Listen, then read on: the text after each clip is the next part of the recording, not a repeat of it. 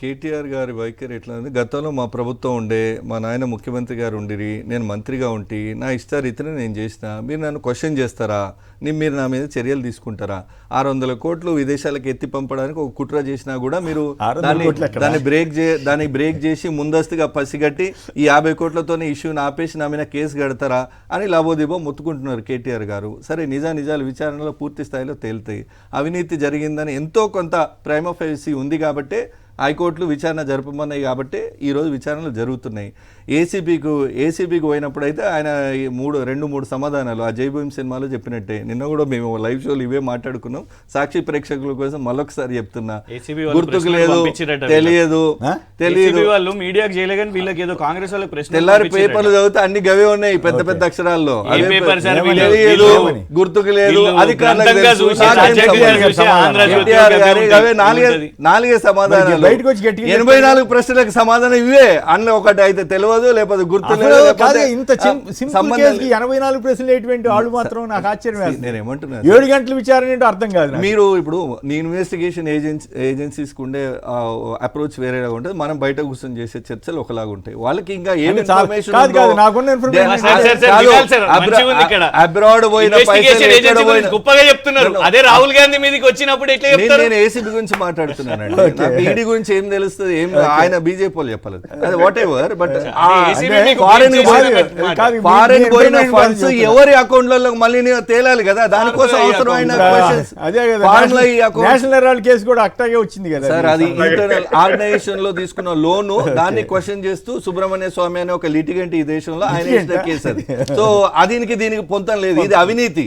అది within the organization books adjustment లో జరిగిన ఎర్రర్స్, దానికి దీనికి జమీన్ ఆస్మాన్ అదొకటి. నేనేమంటున్నా, కేటీఆర్ గారు డైరెక్ట్ సవాల్ విసురుతున్నారు. ఏమండి, రేవంత్ రెడ్డి గారు మీ కేసు నా కేసు ఇద్దరం మాట్లాడుకుందాం రండి అంటున్నారు. సిద్ధమా అని ఇద్దరు చర్చిస్తే బాగానే ఉంటుంది అంటున్నాడు ఆయన. సార్, మీరు సీనియర్ జర్నలిస్టు, ఒక 10 మంది ప్రధానులను 20 మంది ముఖ్యమంత్రులను దగ్గర నుంచి చూసిన వాళ్ళు, అంటే ఐ మీన్ వాళ్ళ టర్నియర్లు వార్తలు రాస్తున్నారు కదా. నేను ఒప్పుకుంటే నేనేదో ఉన్నారు కదా. మీరు చెప్పండి, ఇండియన్ కాన్స్టిట్యూషన్ లో, భారత రాజ్యాంగంలో ఇట్లాంటి ప్రొవిజన్స్ ఏమైనా ఉన్నాయా? ఉత్తగా గాలికి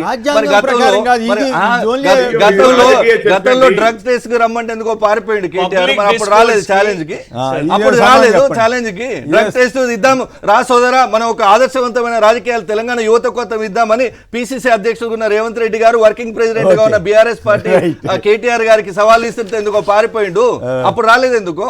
నేనేమంటున్నా, అట్లాంటి ప్రొవిజన్స్ చర్చకి రాజ్యాంగం ఏంటి, రూల్స్ ఏంటి? ఆయన ఏమన్నారు, జడ్జి ముందు కూర్చున్నాము, జడ్జి ముందు కూర్చుంటే ఆయన ఈ కేసు గురించి మాట్లాడలా, ఓటుకు నోటు కేసులో మీరు 2 కేసులు, ఈ కేసులో నేను మాట్లాడతాను. జడ్జి ముందు కూర్చుందాము, లైట్ డిటెక్టర్ టెస్ట్ పోదాము, లైట్ డిటెక్టర్ టెస్ట్ పోదాము అనే మాట వారు చెప్పిండ్రు. దీనికి ఏమైనా ప్రొవిజన్స్ ఉన్నాయా? గాలి మాటలకి ఏం రెస్పాండ్ అవుతాం సార్? ఏదో ఊరికే గమ్మత్ ఏం చెప్పనా, ఒక గమ్మత్ మీరు అబ్జర్వ్ చేయాలి. ప్రజలు కూడా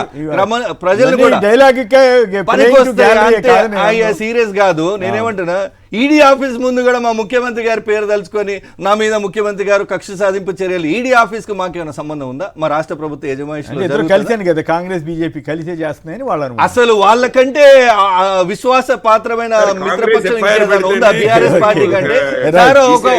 ఒక ఎంపీ సంతోష్ కుమార్ గారిని స్పెషల్ ఫ్లైట్ వేసి తీసుకుపోయారు ఆర్టీఐ బిల్లు పాస్ చేయించుకోవడం కోసం.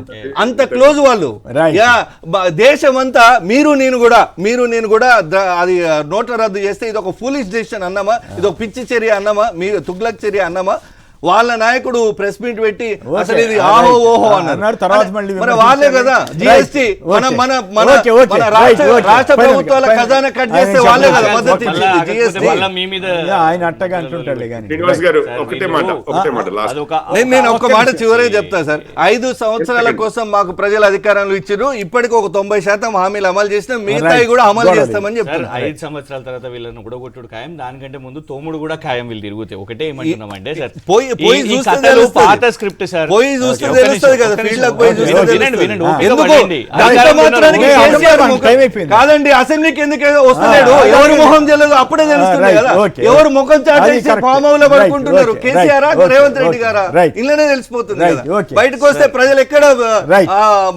విమర్శిస్తారనో, రైట్. తిరస్కరిస్తారనో, మా- నిరసన చెప్తారనో, మీరు ఇట్లా continuously తెలంగాణను మాట్లాడితే లూటీ ఎట్లా? చేసి క్లోజ్ చేయాల్సి వస్తుంది. అవమానంతో అంటే వాళ్ళకి అవకాశం ఇవ్వద్దనే కదా మీ కుట్ర కంప్లీట్ చేయండి. సార్, ఆయన అన్నారు, నేను రైట్. చెప్తున్నా. చాలాసేపు చెప్తున్నారు అది. రైట్. అధికారం అసెంబ్లీకి వచ్చి మాట్లాడమని ఆగండి మరి. అంటున్నా.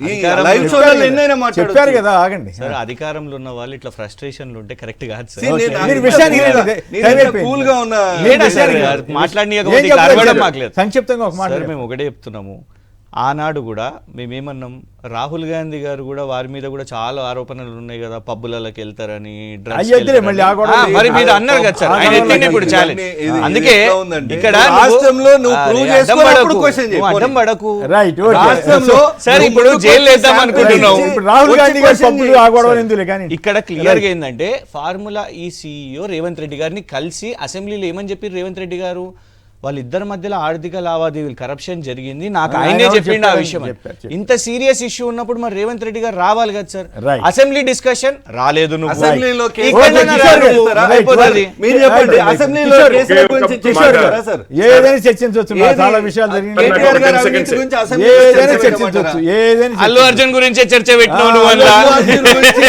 అక్బరుద్దీన్ ఓవైసీ గారు ఇస్తే Right. ప్రకటన గంట సేపు చేశారు. మాట్లాడినావు ఓకే. అల్లు అర్జున్ ప్రకటన గురించి. Right. ఇస్తూ ఓకే, అక్బరుద్దీన్ ఓవైసీ ఈ- గారు ఈ- ఎంఐఎం అది మ్యాచ్ ఫిక్సింగ్ అని అందరికీ తెలుసు. మ్యాచ్ ఫిక్సింగ్ ఎట్టుంటదండి? అంటే మీరు సభా మర్యాదలను అగౌరవపరుస్తున్నారు మీరు. మరి మ్యాచ్ ఈరోజు ఫిక్సింగ్ అయ్యా, నేను మహేష్ నేను గారు- అసెంబ్లీ మీద పుస్తకాలు రాసిన వాడిని, నాకు తెలుసు ఆ విషయం. ఎప్పుడు అక్బరుద్దీన్ ఎవరెవరు గారు మ్యాచ్ అడిగారు, ఫిక్సింగ్ చేసుకుంటారో మాకు తెలుసు. అక్బరుద్దీన్ గారు అడిగారు. అక్బరుద్దీన్ సీఎం ఒకప్పుడు గారు అక్బరుద్దీన్ ప్రకటన ఒకప్పుడు చేశారు. కేసీఆర్ జిందాబాద్ బ్రహ్మాండం బజిగోయింది అన్నాడు, ఇప్పుడు రేవంత్ బజిగోయింది అన్నాడు. మాకు తెలియదు ఇట్లా. భజగోవిందం అంటే వాళ్ళ ఓట్సింది కేసీఆర్ నిర్లక్ష్యం వల్ల Right, ఓట్సింది okay. అభివృద్ధి కిషోర్ గారు, చేశారు. కిషోర్ గారు, మహేష్ complete గారు చేయండి. కాస్త కిషోర్ గారు. రిమోట్ లో ఉన్నాను, ఒక 10 seconds. ఆ, సార్, కిషోర్ గారు. అవసరమైతే భారత రాజ్యం మీదే యుద్ధం చేసే కాంగ్రెస్ పార్టీకి Right. Okay, okay, అందరూ right. విరోధులే సార్, అందరూ అన్యాయమే చేస్తున్నారు Right, అన్నట్టుగానే okay.